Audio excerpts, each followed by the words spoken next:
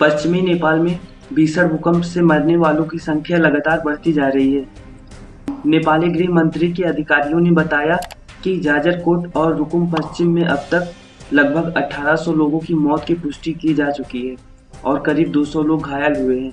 नेपाल में अब तक लगभग 4500 घर पूरी तरीके से क्षतिग्रस्त हो गए हैं। बेघर हुए लोगों को टेंट, कंबल और खाने पीने के सामान की सख्त जरूरत है।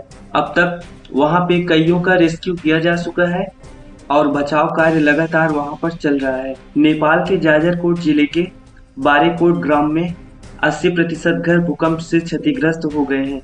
नेपाल के प्रधानमंत्री पुष्पकमल दाहाल ने दिन में भूकंप प्रभावित इलाकों का दौरा किया और प्रभावित लोगों से मुलाकात की। भूकंप प्रभावित इलाकों में काफी नुकसान हुआ है, सैकड़ों लोग घायल हैं, हजारों घर नष्ट हो गए हैं। सरकार राहत कार्य में लगी हुई है। नेपाली सेना और नेपाली प्रहरी तैयार किया गया है। सशस्त्र पुलिस बल को सभी घायलों को हेलीकॉप्टर के जरिए अस्पताल पहुंचाने की जिम्मेदारी दी गई है। प्रधानमंत्री दाहाल ने आगे कहा कि आसपास के जिलों से हेलीकॉप्टर के जरिए स्वास्थ्य कर्मियों को चिकित्सा उपकरणों के साथ प्रभावित इलाकों में भेजा जा रहा है। नेपाल की सरकार अपनी पूरी क्षमता के साथ अपनी जिम्मेदारियों को निभा रही है। नेपाल में रविवार को हमला आपदा प्रबंधन समिति की बैठक के साथ साथ कैबिनेट बैठक भी बुलाई गई है। इस बीच भारत ने आपातकालीन सहायता नंबर जारी किया है। भारत ने नेपाल में रहने वाले भारतीय भूकंप पीड़ितों के लिए आपातकालीन संपर्क नंबर जारी किया है। जिन लोगों को तत्काल सहायता की जरूरत है वे आपातकालीन संपर्क नंबर 9851316807 पर संपर्क कर सकते हैं। विदेश मंत्रालय की तरफ से जारी इस नंबर पर भूकंप प्रभावित लोग मदद की अपील कर रहे हैं और भारत के प्रधानमंत्री पीएम नरेंद्र मोदी ने भूकंप के कारण हुई जान माल की हानि का दुख व्यक्त किया है। नेपाल गृह मंत्रालय के प्रवक्ता नारायण प्रसाद भट्टराई ने कहा कि उप प्रधानमंत्री और गृह मंत्री ने देश में भूकंप को लेकर काठमांडू में बैठक की है।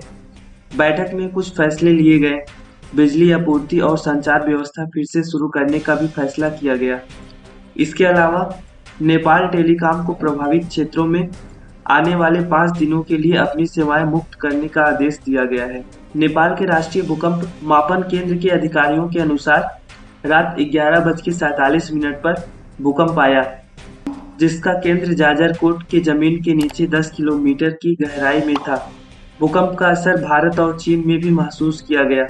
भारत में भी करीब 40 सेकंड तक झटके महसूस किए गए। वहीं नेपाल की राजधानी काठमांडू और आसपास के इलाकों में भूकंप का तेज झटका महसूस किया गया। जाजरकोट काठमांडू से लगभग 500 किलोमीटर पश्चिम में है। भूकंप का झटका महसूस होते ही काठमांडू में लोग अपने घरों से बाहर निकल आए। इस दौरान लोग सड़कों पर डरे सहमे से दिखे। नेपाल के प्रधानमंत्री पुष्पकमल दमल प्रचंड ने भूकंप के कारण जान माल के नुकसान पर दुख व्यक्त किया है। नेपाल के पीएमओ ने ट्वीट किया, प्रधानमंत्री पुष्पकमल ने शुक्रवार को रात 11:47 पर जाजरकोट के रमीडांडा में आए भूकंप से हुई मानवीय और घरों की क्षति पर गहरा दुख व्यक्त किया है। घायलों के तत्काल बचाव और राहत के लिए सभी 3 सुरक्षा एजेंसियों को लगाया गया है। उन्होंने देश के भूकंप प्रभावित इलाकों का दौरा करने का फैसला लिया है। मीडिया में आई खबरों के मुताबिक भूकंप प्रभावित इलाकों में हुए नुकसान का जायजा लेने के लिए प्रधानमंत्री प्रचंड दौरे पर रवाना हुए हैं। भारत के पीएम प्रधानमंत्री नरेंद्र मोदी ने नेपाल में भूकंप के कारण हुई जान माल की हानि पर दुख व्यक्त किया है। उन्होंने सोशल मीडिया प्लेटफॉर्म पर ट्वीट कर कहा, भारत नेपाल के लोगों के साथ एकजुट में खड़ा है और हर संभव सहायता देने के लिए तैयार है। हमारी संवेदना शोक संतप्त परिवारों के साथ है और हम घायलों के शीघ्र स्वस्थ होने की कामना करते हैं। नेपाल के एक अधिकारी ने बताया कि भेरी अस्पताल, कोहलपुर मेडिकल अस्पताल, नेपालगंज के सेना अस्पताल और पुलिस अस्पताल को भूकंप से प्रभावित लोगों के लिए समर्पित कर दिया गया है। इसके अलावा हेली ऑपरेटरों को तैयार रहने को कहा गया है। साथ ही साथ घायलों को प्रभावित क्षेत्रों से ले जाने की सुविधा के लिए नियमित उड़ान आवाजाही निलंबित कर दी गई है। नेपालगंज हवाई अड्डे और सैन्य बैरक हेलीपैड पर एक एम्बुलेंस तैयार करने के लिए निर्देश दिए गए हैं। इसके पहले हिमालयी देश नेपाल में भूकंप वर्ष 2015 में आई थी। 7.8 तीव्रता की शक्तिशाली भूकंप ने पूरे देश को हिलाकर रख दिया था।